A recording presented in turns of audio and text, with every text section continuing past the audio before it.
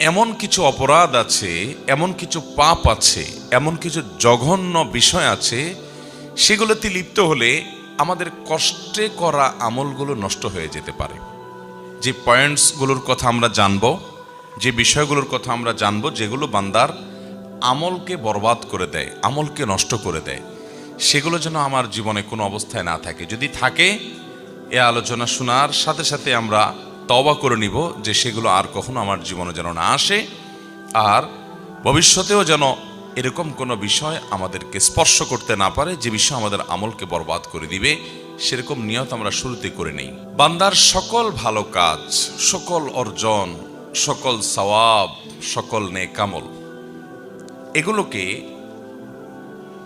সত্যি এবং প্রকৃত অর্থেই বরবাদ করে দেয়, পরিপূর্ণভাবে ধ্বংস করে দেয় মূলত শিরক এবং কুফরি এবং নেফাক